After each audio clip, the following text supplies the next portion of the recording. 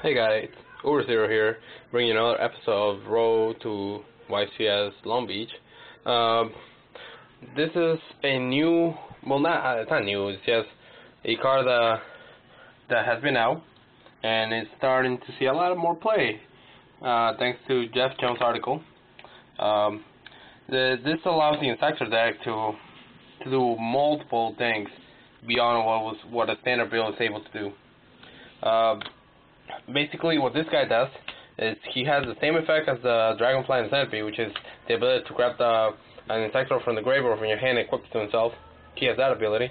And the ability of him as an equiption is he can send himself to the graveyard to allow the monster with equipped to it be able to attack directly, and no other monsters on your side of the field can attack. So now you say to yourself, why is this good? Because this will help you set up for your plays, because in the end of whatever hand you open with, you're always going to get Centipede Search. Let's say you open first, right? Let's say you open with these two cards, and then these are your first two cards, and then everything else you still have 4 cards, which can consist of Warning, Veiler, Maxi, or some, 4 cards still in your hand. So now you start with this. You go summon the Dragonfly, and then you go activate Dragonfly's effect. And your opponent will be like, why is he trying to equip the Centipede, the Hornet to him early with no nothing to pop. But then when you drop the Hopper, now you're able to activate Hopper's effect to send the Hopper to the graveyard, therefore triggering the Dragonfly's effect, which will allow you to special summon Centipede. Now Centipede's effect will not activate and grab the Hopper out of the graveyard and send itself so he's able to trigger the effect to get search. Now let's say, and then this allows you to get Hornet, pretend it's a Hornet.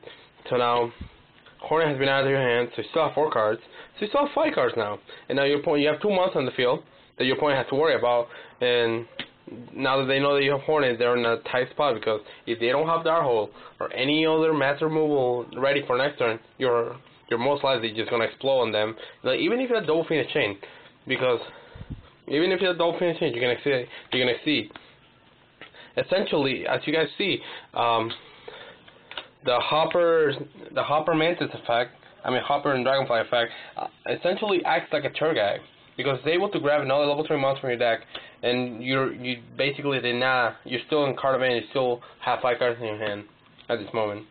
Now, let's assume that you already have the Hornet in hand. Your search for Centipede at this moment will most likely either have to be Mantis or this. This is the sword. I don't have a real sword with me. This is the axe. But what the sword does is it increases the attack and defense of an Inzektor monster by 800, and then when this face-up card is sent to the graveyard, you're able to grab an Inzektor back from your graveyard and add it to your hand. So let's say you already have the Hornet in hand, and you search for this with the Centipede effect. You can now equip this to your Dragonfly, making him 1800 attack and 26 defense, which is really, really good. And you still have your Dragonfly. And now let's say in the scenario your opponent does have Darkhold, and he does play, and he plays it and destroys your board.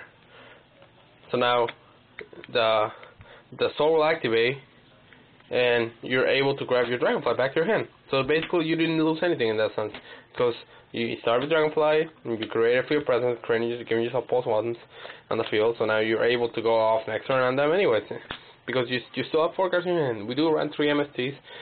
Some people are playing Lance with this combo to protect, make sure that to dodge Phoenix Chains.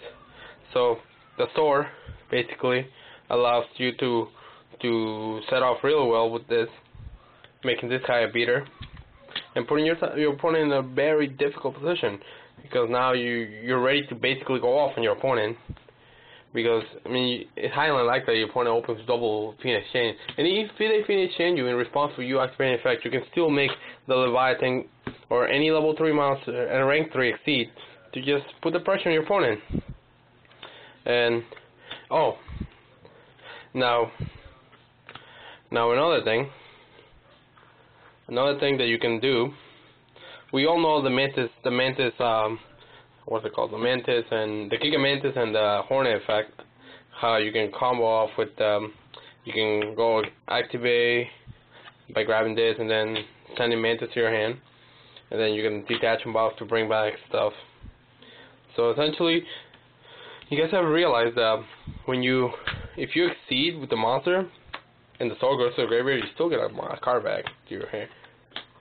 Now, another cool idea that this deck is able to run now, it's able to run deck devastation virus, because this will allow you to make either him or Centipede over 2,000 attack points, which makes them targets for deck devi. And then when you trigger off the deck devi, this effect will allow you to grab whatever you tributed basically back to your hand, and you basically don't lose anything. You just trigger out the deck devi.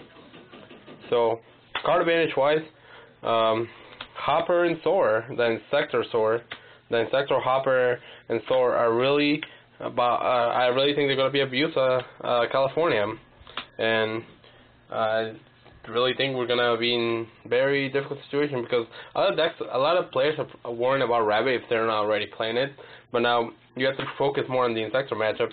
I mean, to be honest with you, I think the windups are just subpar tier 1 deck right now, where the Inzektor has found his tech to push, and the heroes are over there with their Bubble Man and their Bubble Blade with the Blade Ninja, and then the Rabbits obviously has their Sheens and Doom Calibers to push with control, and a lot of the Rabbit decks are running Reaper. So if you take a -1 from the Reaper and they already have a lag at the board, you're basically gonna lose. There's almost no coming back from that. So you guys, I'm giving you one fair warning. This is gonna be an extremely difficult YCS to compete in. I'm really ready to change my choice of deck for the YCS. I mean, I have windups. I really like the windup deck, but the Inzektor deck and the Rabbit deck just seem to be very powerful. So until next time, make sure to subscribe to my channel, like my videos, and until next time, Uber Zero out.